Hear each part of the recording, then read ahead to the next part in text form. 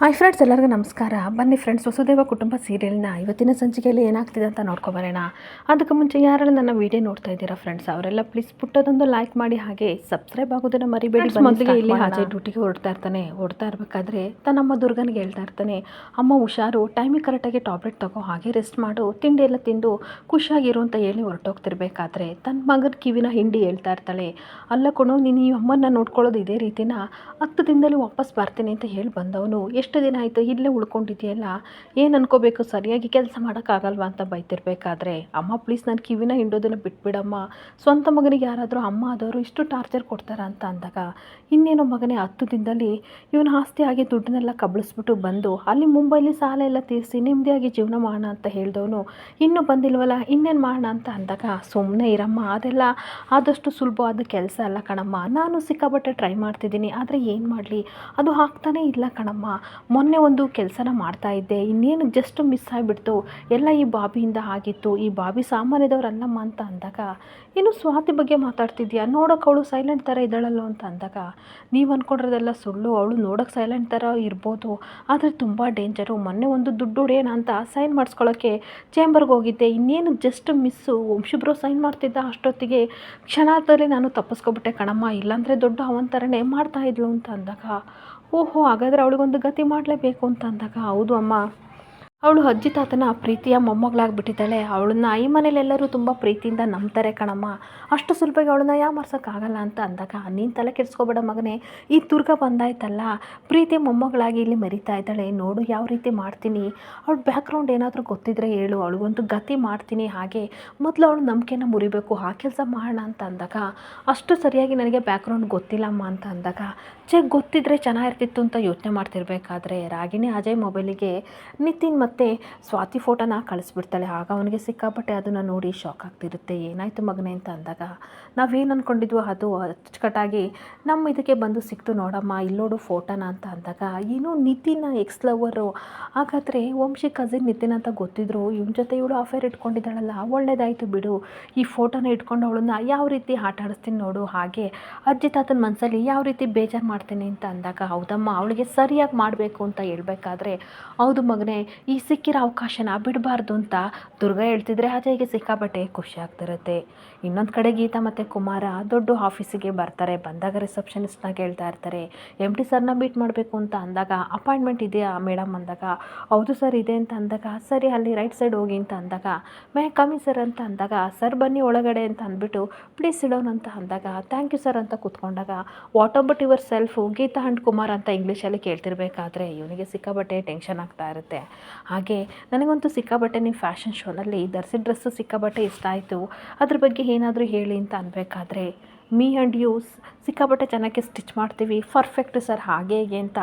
ತೊದಲಾಗಿ ಇಂಗ್ಲೀಷಲ್ಲಿ ಮಾತಾಡ್ತಿರ್ಬೇಕಾದ್ರೆ, ಟೆನ್ಷನ್ ಮಾಡ್ಕೋಬೇಡಿ ಕುಮಾರ್ ಅವರೇ, ನಿಮಗೆ ಕನ್ನಡ ಚೆನ್ನಾಗಿ ಬರುತ್ತಲ್ಲ, ನಾನು ಕನ್ನಡದವನು, ಕನ್ನಡದಲ್ಲೇ ಮಾತಾಡಿ ಅಂತ ಅನ್ಬೇಕಾದ್ರೆ ಕುಮಾರನಿಗೆ ಸಿಕ್ಕಾಬಟ್ಟೆ ಖುಷಿ ಆಗ್ತಿರುತ್ತೆ. ಸರ್, ಅವಾಗೆಲ್ಲ ನಮಗೆ ಬೇರೆ ಭಾಷೆನ ಕಲಿಯೋಕ್ಕೆ ದುಡ್ಡಿರಲಿಲ್ಲ, ಅವಕಾಶವೂ ಇರಲಿಲ್ಲ ಸರ್, ಇವಾಗ ಕಲಿಯೋಕ್ಕೆ ಇಂಟ್ರೆಸ್ಟ್ ಇಲ್ಲ, ಬೇಜಾರು ಮಾಡ್ಕೋಬೇಡಿ ಅಂತ ಅಂದಾಗ, ಪರವಾಗಿಲ್ಲ, ನಿಮ್ಮ ಲೇಔಟು ಎಷ್ಟಿದೆ, ಏಕೆ ಅಂತ ಅಂದರೆ ನಾವು ಹೊಸೊಬ್ಬರಿಗೆ ಅವಕಾಶನ ಕೊಡ್ತೀವಿ, ಫ್ಯಾಷನ್ ಶೋನಲ್ಲಿ ಯಾರು ಭಾಗವಹಿಸಿ ವಿನ್ ಆಗಿರ್ತಾರೋ ಅವರಿಗೆ ನಾವು ಹೊಸ್ದಾಗಿ ಅವಕಾಶ ಕೊಡ್ತೀವಿ ಅಂತ ಅಂದಾಗ, ಇವರಿಬ್ರಿಗೂ ಸಿಕ್ಕಾಪಟ್ಟೆ ಖುಷಿ ಆಗ್ತಿರುತ್ತೆ. ಹಾಗೆ ನಿಮ್ಮ ಆಫೀಸಲ್ಲಿ ಎಷ್ಟು ಜನ ವರ್ಕ್ ಮಾಡ್ತಾ ಇದ್ದಾರೆ ಅಂತ ಅನ್ಬೇಕಾದ್ರೆ ಅವನಿಗೆ ಸ್ವಲ್ಪ ಟೆನ್ಷನ್ ಆಗ್ತಾ ಇರುತ್ತೆ. ಅಷ್ಟೊತ್ತಿಗೆ ಏನು ಯೋಚನೆ ಮಾಡಬೇಕು ಅನ್ಬೇಕಾದ್ರೆ ಕುಮಾರ ಆತ್ಮ ಬಂದು ಹೇಳ್ತಾ ಇರುತ್ತೆ, ನೋಡೋ ಕುಮಾರ, ಇಂಥ ಅವಕಾಶನ ಮಿಸ್ ಮಾಡ್ಕೋಬೇಡ, ಒಂದು ಸಲ ಆಲ್ರೆಡಿ ಅವಕಾಶ ಸಿಕ್ಕಿದೆ, ಇದನ್ನು ಕಳ್ಕೊಬೇಡ, ಏನಾದರೂ ಸುಳ್ಳು ಹೇಳು ಅಂತ ಆತ್ಮ ಹೇಳ್ತಿರ್ಬೇಕಾದ್ರೆ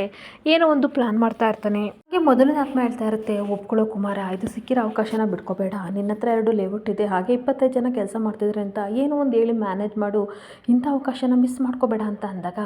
ಇನ್ನೊಂದು ಆತ್ಮ ಹೇಳ್ತಾ ಇರುತ್ತೆ, ಬೇಡ ಕಣೋ, ಸುಳ್ಳು ಹೇಳಿ ಜೀವನದಲ್ಲಿ ಯಾರೂ ಉದ್ಧಾರ ಆಗಿಲ್ಲ, ನನ್ನ ಮಾತು ಕೇಳು ಮಗ, ಪ್ಲೀಸ್ ಇರೋದನ್ನು ಹೇಳು, ನಿಜವಾಗ್ಲೂ ಕೊಟ್ಟರೆ ಅವಕಾಶ ಕೊಡ್ತಾರೆ, ಇಲ್ಲ ಅಂತಂದರೆ ಸಣ್ಣ ಪುಟ್ಟದನ್ನು ಆರ್ಡರ್ ಕೊಡ್ತಾರೆ, ಬೇಡ ಬೇಡ ಅಂತ ಅನ್ಬೇಕಾದ್ರೆ, ಹಾಗಂತ ಮೊದಲನೇ ಆತ್ಮ ಹೇಳ್ತಾ ಇರುತ್ತೆ, ದುಡ್ಡು ಇಂಪಾರ್ಟೆಂಟು, ಮೊದಲು ದುಡ್ಡು ಮಾಡೋ, ಆಮೇಲೆ ಏನು ಬೇಕಾದರೂ ಮಾಡ್ಬೋದು ಅಂತ ಹೇಳ್ತಿರ್ಬೇಕಾದ್ರೆ, ಅಷ್ಟೊತ್ತಿಗೆ ಮ್ಯಾನೇಜರು ಹೇಳಿ ಎಷ್ಟಿದೆ ನಿಮ್ಮದು ಲೇಔಟು, ಹಾಗೆ ಎಷ್ಟು ಜನ ವರ್ಕ್ ಮಾಡ್ತಿದ್ದಾರೆ ಅಂತ ಕೇಳಬೇಕಾದ್ರೆ, ಗೀತಾ ನಿಜ ಹೇಳೋಕ್ಕೆ ಅಂತ ಹೋಗ್ತಾ ಇರಬೇಕಾದ್ರೆ, ನೋಡಿ ಸರ್, ನಮ್ಮ ಹತ್ರ 25 ಜನ ಕೆಲಸ ಮಾಡ್ತಿದ್ದಾರೆ, 2 ಲೇಔಟ್ ಇದೆ ಅಂತ ಅಂದಾಗ ಗೀತನಿಗೆ ಸಿಕ್ಕಾಪಟ್ಟೆ ಶಾಕ್ ಆಗ್ತಾ ಇರುತ್ತೆ. ಹಾಗೆ ಓ ಹೌದಾ ಹಾಗಾದರೆ ಎಲ್ಲೆಲ್ಲಿದೆ ಅಂತ ಅಂದಾಗ ಒಂದು ಪೀಣ್ಯದಲ್ಲಿದೆ ಅಲ್ಲೇ ಒಂದು ಪಕ್ಕದಲ್ಲಿದೆ ಅಂತ ಅಂದಾಗ ಸರಿ ಹಾಗಾದರೆ ನಾವು ಸರ್ವೆ ಮಾಡೋಕ್ಕೆ ಬರ್ತೀವಿ, ಯಾವ ರೀತಿ ಕೆಲಸ ಮಾಡ್ತಿದ್ದಾರೆ ಅಂತ ಎಲ್ಲ ನೋಡ್ತೀವಿ, ಆಮೇಲೆ ಆರ್ಡರ್ ಕೊಡ್ತೀವಿ ಅಂತ ಅಂದಾಗ ಗೀತನಿಗೆ ಸಿಕ್ಕಾಬಟ್ಟೆ ಶಾಕ್ ಆಗ್ತಾ ಇರುತ್ತೆ. ಹಾಗೆ ಕುಮಾರ ಮುಖ ನೋಡಿಕೊಂಡು ಕೋಪ ಮಾಡಿಕೊಂಡು ಸರಿ ಸರ್ ಆಯಿತು ನೀವು ಬಂದುಬಿಡಿ ಅಂತ ಇದ್ದಾಗ ಹೊರಗಡೆ ಬರ್ತಾ ಇರ್ತಾರೆ. ಇಬ್ಬರು ಹೊರಗಡೆ ಬಂದಾಗ ರೋಡಲ್ಲಿ ನಿಂತ್ಕೊಂಡು ಜಗಳಾಡ್ತಾ ಇರ್ತಾರೆ. ಗೀತಾ ಪ್ಲೀಸ್ ಏನೋ ಆರ್ಡರ್ ಸಿಕ್ಕಿದ್ರೆ ಒಳ್ಳೇದಾಗುತ್ತಲ್ವ ಅಂತ ಈ ರೀತಿ ಮಾಡಿದೆ, ಸಪೋರ್ಟ್ ಮಾಡು ಅಂತಂದಾಗ ಇಲ್ಲ ಮಾವ ನೀವು ತಾನೇ ಸುಳ್ಳು ಹೇಳಿದ್ದು, ಸುಳ್ಳು ಏನು ಕೇಳಬೇಕಿತ್ತು, ನಿಜ ಹೇಳಿದರೆ ಕಡಿಮೆ ಆರ್ಡರ್ ಕೊಡ್ತಿದ್ರು, ಅದನ್ನ ಬಿಟ್ಬಿಟ್ಟು ಇವಾಗ ಲೇಔಟ್ ಇದೆ ಹಾಗೆ ಹೇಗೆ ಅಂತ ಹೇಳಿದ್ರಲ್ಲ, ಅಷ್ಟು ಲೇಔಟ್ನ ಎಲ್ಲಿ ತರ್ತೀರಾ, ಜನ ಎಲ್ಲಿ ತರ್ತೀರಾ, ನಮ್ಮ ಹತ್ರ ಏನು ಕಂತೆ ದುಡ್ಡಿದೆಯಾ, ನಿಮಗಷ್ಟು ಗೊತ್ತಾಗಲ್ವಾ, ನೀವೇ ತಾನೇ ಮಾಡ್ಕೊಂಡಿದ್ದನ್ನು ನೀವೇ ಅನುಭವಿಸಿ ಅಂತ ರೋಡಲ್ಲಿ ನಿಂತ್ಕೊಂಡು ಗೀತಾ ಜಗಳ ಆಡ್ತಾ ಇರ್ತಾಳೆ. ಹಾಗೇನೊಂದು ಕಡೆ ಸ್ವಾತಿ ತುಂಬ ಖುಷಿಯಿಂದ ದೇವಸ್ಥಾನದಿಂದ ಮನೆ ಒಳಗಡೆ ಬರ್ತಿರ್ಬೇಕಾದ್ರೆ ದುರ್ಗಾ ಅವಳನ್ನೇನಾದರೂ ಮಾಡಿ ಕೆಣಕಲೇಬೇಕು, ಹಾಗೆ ಅವಳ ಮೇಲೆ ಆರೋಪ ಮಾಡಬೇಕು ಅಂತ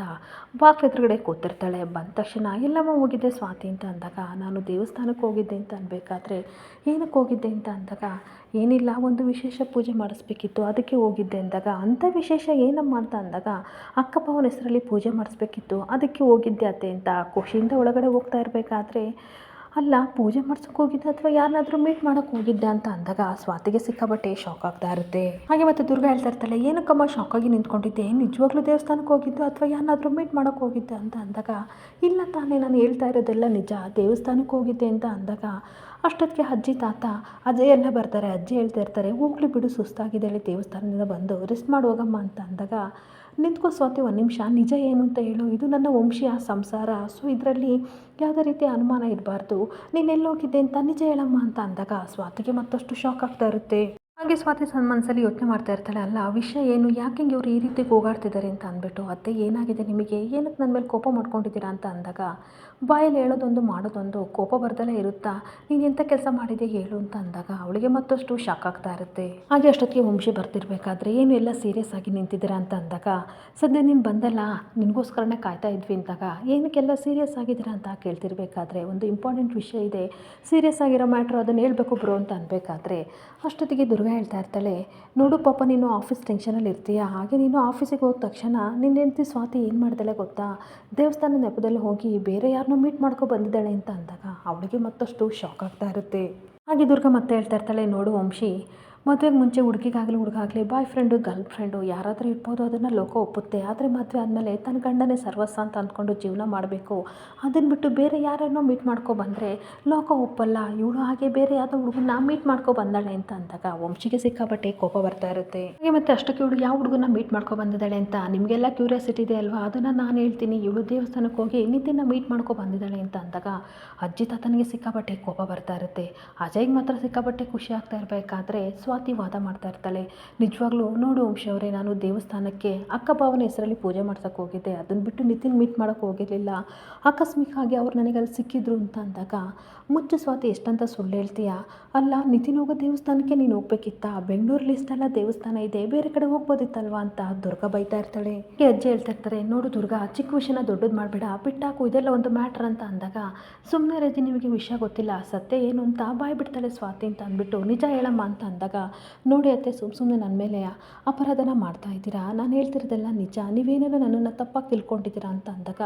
ನಾನು ನಿನ್ನನ್ನು ತಪ್ಪಾಗಿ ತಿಳ್ಕೊಂಡು ಅನುಮಾನ ಪಡ್ತಿದ್ದೀನಿ ಅಂತ ಅಂದ್ಕೊಂಡಿದ್ಯಾ, ಇಲ್ಲಮ್ಮ ಸತ್ಯ ಏನಿದೆ ಅದನ್ನು ಬಾಯ್ ಬಿಟ್ಟು ಹೇಳು ಅಂತ ದುರ್ಗಾ ಕೇಳ್ತಾ ಇರ್ತಾಳೆ. ಈ ದುರ್ಗಾ ಯಾವತ್ತೂ ಸಾಕ್ಷಿಗಳಿಲ್ದಲೆ ಯಾರನ್ನೂ ಸಹ ಅನುಮಾನದಿಂದ ನೋಡಲ್ಲ, ಹಾಗೆ ಸಾಕ್ಷಿ ನನ್ನ ಹತ್ರ ಇದೆ ಕೊಡು ಅಜಯ್ ಫೋನ್ ಒಂದು ನಿಮಿಷ ಅಂತ ಅಂದ್ಬಿಟ್ಟು ಸ್ವಾತಿ ಮತ್ತೆ ನಿತಿನ್ ಫೋಟೋ ತೋರಿಸಿದಾಗ ಅವಳಿಗೆ ಸಿಕ್ಕಾಬಟ್ಟೆ ಶಾಕ್ ಆಗ್ತಿರುತ್ತೆ. ಅಷ್ಟೊತ್ತಿಗೆ ಅಜ್ಜಿ ತಾತಾಗ ತೋರಿಸಿದಾಗ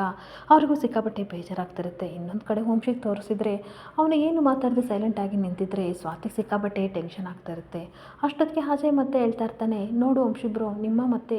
ಬಾಬಿ ಮಧ್ಯೆ ನಾನು ಉಳಿಯುಂಡೆ ಕೆಲಸನ ಮಾಡ್ತಿರಲಿಲ್ಲ, ನಿಮ್ಮಿಬ್ಬರ ಲೈಫು ಚೆನ್ನಾಗಿರಲಿ ಅಂತ ಅಂದ್ಕೊಂಡು ಈ ಥರ ಮಾಡಿದ್ವಿ ಅಷ್ಟೇ, ಅಮ್ಮನಷ್ಟೇ ಆ ಇಂಟೆನ್ಷನ್ ಇಟ್ಕೊಂಡು ನಿಮ್ಮಿಬ್ಬರ ಲೈಫು ಚೆನ್ನಾಗಿರಲಿ ಅಂತ ಬುದ್ಧಿ ಮಾತು ಹೇಳ್ತಿದ್ದಾರೆ ಅಷ್ಟೇ ಅಂತ ಅಂದಾಗ ಸ್ವಾತಿಗೆ ಸಿಕ್ಕಾಬಟ್ಟೆ ಕೋಪ ಬರ್ತಾ ಇರುತ್ತೆ. ಹಾಗೆ ದುರ್ಗಾ ಹೇಳ್ತಾ ಇರ್ತಾಳೆ ನೋಡು ಅಜಯ್ ಇದು ತಿದ್ದಿ ಬುದ್ಧಿ ಹೇಳೋ ವಯಸ್ಸಲ್ಲ, ನೋಡಮ್ಮ ಸ್ವಾತಿ ನೀನು ವಿಡಿಯೋ ನೋಡ್ದಲ್ವಾ ಇವಾಗಲಾದರೂ ಏನು ನಡೀತು ಅಂತ ಹೇಳು, ಇದು ಸಮರ್ಥನೆ ಮಾಡ್ಕೊಳ್ಳೋ ಟೈಮ್ ಅಲ್ಲ ಅಂತ ಅಂದಾಗ ಸ್ವಾತಿಗೆ ಏನು ಮಾತಾಡಬೇಕು ಅಂತ ಗೊತ್ತಾಗದೆ ಟೆನ್ಷನ್ ಆಗಿ ವಂಶಿ ಮುಖನ ನೋಡ್ತಾ ಇರ್ತಾಳೆ. ಹಾಗೆ ಅಜಯ್ ಹೇಳ್ತಾ ಇರ್ತಾನೆ, ಅಲ್ಲ ಪಾಪಿ ನಿತಿನ ಮೀಟ್ ಮಾಡ್ಬೇಕಂತ ಅಂತಿದ್ರೆ ವಂಶಿಬ್ರೋಗ ಹೇಳೋಗ್ಬೋದಿತ್ತಲ್ವ, ಈ ಥರ ಕದ್ದು ಮುಚ್ಚಿ ದೇವಸ್ಥಾನಕ್ಕೆ ಅಂತ ಸುಳ್ಳು ಹೇಳಿ ಏನಕ್ಕೆ ಹೋಗಿದ್ರಿ ಅಂತ ಅನ್ಬೇಕಾದ್ರೆ ದುರ್ಗನೂ ಸಹ ಇದೆಲ್ಲ ಶೇಮ್ ಅಂತ ಅನಿಸುತ್ತೆ ಕಣಮ್ಮ. ಅಷ್ಟಕ್ಕೂ ಸಹ ನಿತಿನ್ ವಂಶಿ ಕಸಿನ್, ಅವನನ್ನ ಮೀಟ್ ಮಾಡೋಕ್ಕೆ ಕದ್ದು ಮುಚ್ಚಿ ಹೋಗ್ಬೇಕಿತ್ತ ಅಂತ ಅನ್ಬೇಕಾದ್ರೆ ತಾತ ಕೋಪ ಮಾಡಿಕೊಂಡು,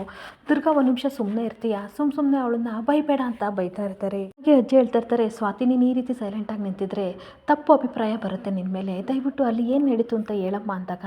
ಅಜ್ಜಿ ಹಾಗಾದ್ರೆ ನೀವು ನನ್ನನ್ನು ಅನುಮಾನದಿಂದ ನೋಡ್ತೀರಾ ಅಂತ ಅಂದಾಗ, ಚೇ ಇಲ್ಲಮ್ಮ, ಬಟ್ ಅಲ್ಲಿ ಏನಾಯ್ತು ಹೇಳು ಅಂತ ಅಂದಾಗ, ನಾನು ದೇವಸ್ಥಾನಕ್ಕೆ ಹೋಗಿದ್ದೆ ಅಂತ ಹೇಳ್ತಿರ್ಬೇಕಾದ್ರೆ, ಅಲ್ಲ ಅತ್ತೆ ಅವಳು ಹೇಳೋ ಕಥೆನ ಕೇಳ್ತಾ ಇದ್ದೀರಲ್ಲ, ಮನೆಗೆ ಬಂದಿರೋ ಸೊಸೆನ ಯಾವ ರೀತಿ ಹಿಡಿತದಲ್ಲಿ ಇಟ್ಕೋಬೇಕು ಅಂತ ಗೊತ್ತಾಗಲ್ವಾ, ಈ ರೀತಿ ನಂಬಿದ್ರೆ ನಿಮಗೆ ಮೂರ್ನಾಮ ಹೇಳಿತಾಳೆ ಅಂತ ಬೈತಾ ಇರ್ತಾಳೆ. ಹಾಗೆ ಅಲ್ಲ ಸ್ವಾತಿ, ಮನೆ ಮರ್ಯಾದೆನ ಕಾಪಾಡು ಅಂತ ಅಂದರೆ ನಿತಿನ್ನ ಮೀಟ್ ಮಾಡೋಕೆ ಹೋಗಿದ್ದೆಲ್ಲ, ಅದು ಈ ಮನೆ ಮೊಮ್ಮಗ, ಅವನನ್ನು ಮೀಟ್ ಮಾಡಿ ಮಾತಾಡೋಂಥದ್ದು ಏನಿತ್ತು ಅಂತ ಬೈತಿರ್ಬೇಕಾದ್ರೆ ದುರ್ಗಾ, ನಿನ್ನ ಬಾಯಿ ಬಂದಂಗೆ ನೀನು ಮಾತಾಡಬೇಡ, ಅವಳಿಗೂ ಮಾತಾಡೋಕೆ ಅವಕಾಶ ಕೊಡು ಅಂತ ಅಜ್ಜಿ ಮತ್ತೆ ಬೈತಾ ಇರ್ತಾರೆ. ದುರ್ಗಾ ಕೋಪ ಮಾಡ್ಕೊಂಡು, ಮಾತಾಡೋಕ್ಕೆ ಮತ್ತೆ ಏನಕ್ಕೆ ಅವಕಾಶ ಮಾಡಿಕೊಡ್ಬೇಕು, ನೀವೇ ವಿಡಿಯೋ ನೋಡಿದ್ರಲ್ಲ, ಅರ್ಥ ಆಗ್ತಿಲ್ವಾ, ನಾನು ಬೇರೆ ಇವಳನ್ನ ಮನೆ ಮಹಾಲಕ್ಷ್ಮಿ ಅಂತ ಹೊಗಳುತ್ತಾ ಇದ್ದೆ, ಇಲ್ಲಿ ಇನ್ನೂ ಏನೇನಾಗುತ್ತೋ ನಾನು ಕಣ್ಣಾರೆ ನೋಡಬೇಕು ಅಂತ ಅನ್ಬೇಕಾದ್ರೆ ವಂಶಿ, ಅಮ್ಮ ಒಂದು ನಿಮಿಷ, ಅಜ್ಜಿ ಮಾತಿಗೆ ಬೆಲೆ ಕೊಡಿ, ಅಜ್ಜಿ ಹೇಳ್ತಾ ಇರೋದು ಕರೆಕ್ಟ್ ಆಗಿದೆ, ಸ್ವಾತಿಗೂ ಮಾತಾಡೋಕ್ಕೆ ಅವಕಾಶ ಕೊಡಿ ಅಂತ ಅಂದಾಗ, ಆದರೆ ನಾನು ನಿನ್ನ ಹೆಂಡತಿ ಮೇಲೆ ಸುಳ್ಳು ಅಪರಾಧ ಹೇಳ್ತಾ ಇದ್ದೀನಿ ಅಂತ ಅಂದಾಗ, ಆಗಲ್ಲ, ನಿಮಗೆ ನನ್ನ ಮೇಲೆ ತುಂಬ ಪ್ರೀತಿ ಕನ್ಸರ್ನ್ ಇದೆ, ಅದಕ್ಕೋಸ್ಕರ ನೀವು ಮಾತಾಡ್ತಿದ್ದೀರಾ ಅಂತ ಗೊತ್ತು, ಆದರೆ ಅವಳು ಏನೂ ತಪ್ಪಿಲ್ಲ, ಸ್ವಾತಿಗಿದ್ರಲ್ಲಿ ಸ್ವಲ್ಪನೂ ತಪ್ಪಿಲ್ಲ, ನಿತಿನ ಮೀಟ್ ಮಾಡ್ಕೊ ಬರ್ತೀನಿ ಅಂತ ಅವಳು ನನಗೆ ಆಲ್ರೆಡಿ ಹೇಳ್ಬಿಟ್ಟು ಹೋಗಿದ್ದು ಅಂತ ಅಂದಾಗ ಅಜ್ಜಿ ತಾತನಿಗೆ ಸಿಕ್ಕಾಬಟ್ಟೆ ಖುಷಿ ಆಗ್ತಿದ್ರೆ ಅಜಯ್ಗೂ ದುರ್ಗನಿಗೂ ಸಿಕ್ಕಾಬಟ್ಟೆ ಶಾಕ್ ಆಗ್ತಾ ಇರುತ್ತೆ. ಮತ್ತೆ ಹೇಳ್ತಾ ಇರ್ತಾನೆ, ನೋಡಿಮ್ಮ, ನಾವು ಮದುವೆಗೆ ಕೆಲವು ದಿನ ಆಗಿರ್ಬೋದು, ಆದರೆ ನನ್ನ ಮತ್ತು ಅವಳ ನಡುವೆ ತುಂಬ ಅಂಡರ್ಸ್ಟ್ಯಾಂಡಿಂಗ್ ಇದೆ, ನಮ್ಮಿಬ್ಬರು ತುಂಬ ಚೆನ್ನಾಗಿ ಅರ್ಥ ಮಾಡ್ಕೊಂಡಿದ್ದೀವಿ, ಅಷ್ಟಕ್ಕೂ ಸಹ ನಿತಿನ್ ಗುಡ್ ಫ್ರೆಂಡ್ ಅಂತ ಅಂದಾಗ ಸ್ವಾತಿಗೆ ಸಿಕ್ಕಾಬಟ್ಟೆ ಶಾಕ್ ಆಗ್ತಾ ಇರುತ್ತೆ. ಅವಳು ನನಗೆ ದೇವಸ್ಥಾನಕ್ಕೆ ಹೋಗ್ತೀನಿ ಅಂತಲೇ ಹೇಳ್ಬಿಟ್ಟು ಹೋಗಿದ್ಲು, ಅಲ್ಲಿ ಅಕಸ್ಮಾತಾಗಿ ನಿತಿನ್ ಕಣ್ಣಿಗೆ ಏನೋ ಬಿತ್ತು, ಹಂಗಾಗಿ ಅವಳು ಉಫ್ ಮಾಡ್ತಾ ಇದ್ದಾಳೆ, ಅವಳ ಜಾಗದಲ್ಲಿ ಬೇರೆ ಯಾರು ಇದ್ದರೂ ಸಹ ಅದೇ ರೀತಿ ಮಾಡ್ತಾ ಇರೋದು, ಅದನ್ನು ಯಾರು ನಿಮಗೆ ವಿಡಿಯೋ ಮಾಡಿ ಕಳಿಸಿದ್ದಾರೆ, ಅಷ್ಟಕ್ಕೆಲ್ಲ ನೀವು ತಪ್ಪಾಗಿ ತಿಳ್ಕೊಳ್ಳೋದು ತಪ್ಪು, ಅವಳನ್ನ ಆ ರೀತಿ ಅನುಮಾನ ಪಡಬೇಡಿ ಅಂತ ಅಂದಾಗ ದುರ್ಗನಿಗೆ ಸಿಕ್ಕಾಬಟ್ಟೆ ಶಾಕ್ ಆಗ್ತಾ ಇರುತ್ತೆ. ಇಲ್ಲಿಗೆ ಸಂಚಿಕೆ ಎಂಡ್ ಆಗ್ತಿದೆ. Thank you for the watching friends.